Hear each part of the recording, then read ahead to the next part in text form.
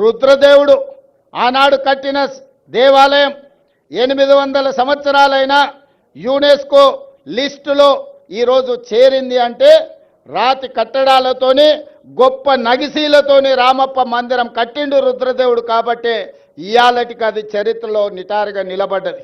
అందుకే అధికారులు సిమెంట్తో ప్రతిపాదనలు తెచ్చిన సిమెంట్ కట్టడాలు వద్దు, రాతి కట్టడాలతోనే కట్టాలి, రాబోయే 100 సంవత్సరాలకు సమ్మక్క సారలమ్మ మందిరం గద్దెలు ప్రాంగణం ఆదర్శంగా ఉండాలి, ఈ ప్రాంతంలో అభివృద్ధి జరగాలి అని ఈరోజు ప్రతి కట్టడం రాతి కట్టడాలతోనే కట్టాలని ఈరోజు నిర్ణయం తీసుకున్నాం.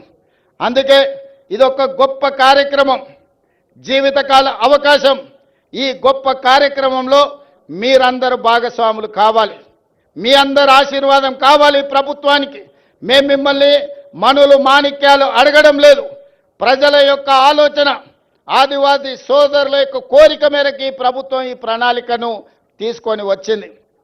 100 రోజుల్లో ఈ పనులన్నీ పూర్తి చెయ్యాలి అని ఈనాడు ప్రభుత్వం టార్గెట్ పెట్టుకొని పనిచేస్తుంది.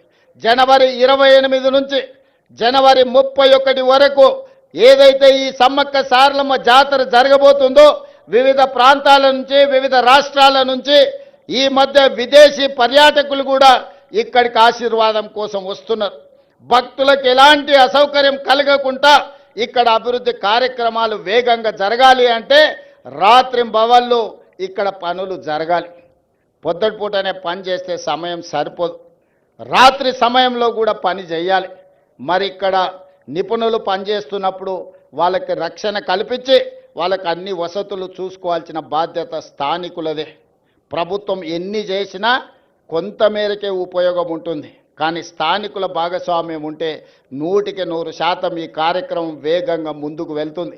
ఇవాళ సమ్మక్క సారలమ్మ గద్దెలే కాదు, జంపన్న వాగు నిర్మాణం గురించి భక్తులు రావడానికి, భక్తులు దర్శనం చేసుకున్న తర్వాత వెళ్ళడానికి కూడా రహదారుల నిర్మాణం కోసం కూడా ఈరోజు నేను అధికారులకు సూచనలు సలహాలు ఇవ్వడం జరిగింది. పొంగులేటి శ్రీనివాసరెడ్డి గారికి నేను ఆదేశాలు ఇచ్చిన, నెలలో 3-4 సార్లు ప్రతి వారం ఇన్ఛార్జ్ మంత్రిగా వారు ఖచ్చితంగా ఇక్కడికి పర్యటన చేయాల్సిందే, ఈ పన్నులను పర్యవేక్షించాల్సిందే. రాబోయే 100 రోజులు ఇందులో భాగస్వాములు అయ్యే వాళ్ళందరికీ నేను సూచన చేసిన, మనం అయ్యప్ప మాల వేసుకుంటే ఎట్లయితే మాల వేసుకొని భక్తితో ఉంటామో సమ్మక్క సారలమ్మ మాల వేసుకోండి, భక్తితో ఇక్కడి పనులను పూర్తి చేయండి అని చెప్పి మా అధికారులకు, మా సాంకేతిక నిపుణులకు, మా ప్రజాప్రతినిధులకు సూచన చేసిన. అందుకే మిత్రులారా, మళ్ళీ పూర్తి చేసుకున్న తర్వాత ఈ ప్రాంగణానికి నేను వస్తా. ఈసారి జాతరను అద్భుతంగా చేసుకుందాం. ఈ వేదిక మీద నుంచి కేంద్ర ప్రభుత్వానికి నేను విజ్ఞప్తి చేస్తున్నా, కుంభమేళకు మీరు 1000 కోట్ల రూపాయలు ఇస్తున్నారు.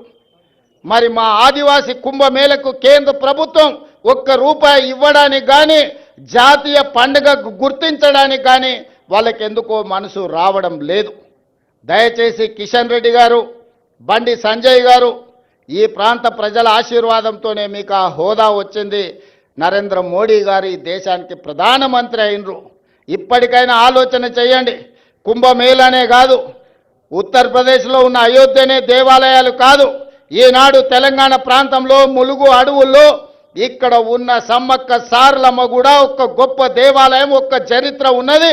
ఒక పోరాట పటిమతో పౌరుషానికి మారు పేరు, రాచరికం మీద తిరుగుబాటు చేసి జెండా ఎగరేసిన సమ్మక్క సారలమ్మ జాతరకు జాతీయ పండుగ గుర్తింపు రావాలి. దీనికి కోట్ల రూపాయలు కేంద్ర ప్రభుత్వం ఇవ్వాలి. ఇవ్వకపోతే మీ ఇష్టం, నేనేమనను. కానీ సమ్మక్క సారలమ్మ అన్నీ గమనిస్తున్నాయి. ఎందుకంటే ఇవాళ ఉదయం బయలుదేరే ముందు వర్షం ఉంటుంది, హెలికాప్టర్ పోదు సార్ అన్నారు. అంటే నేనన్నా, మీరేం చింత చేయకండి, ఏర్పాట్లు చేసుకోండి, సమ్మక్క సారలమ్మ వచ్చే అడ్డంకులను అన్నీ తొలగిస్తుందని మా అధికారులకు నేను చెప్పిన. మేఘాలు కమ్ముకొచ్చినట్టు వర్షం కురిసిన వాతావరణం ఉన్న మేఘాలన్నీ కూడా ఎక్కడికక్కడగా విడిపోయి ఈనాడు ఇక్కడికి వచ్చి ఈ మంచి కార్యక్రమాన్ని చేపట్టడానికి ప్రకృతి పూర్తిగా సహకరించింది. ఇవాళ ప్రకృతి ఒడిలో, ప్రకృతి వనంలో ఈరోజు ప్రకృతికే దేవతగా, దేవుళ్ళుగా ఈరోజు మనం కొలుసుకుంటున్న సమ్మక్క సారలమ్మ గద్దె మరియు ప్రాంగణ పునర్నిర్మాణానికి ప్రకృతి పూర్తిగా సహకరించింది. సమ్మక్క సారలమ్మలు ఆశీర్వదించారు. ఇక మనం ఈ సంకల్పం తీసుకొని కార్యక్రమం పూర్తయ్యే వరకు మనందరం కష్టపడి పనిచేద్దామని తెలియజేస్తూ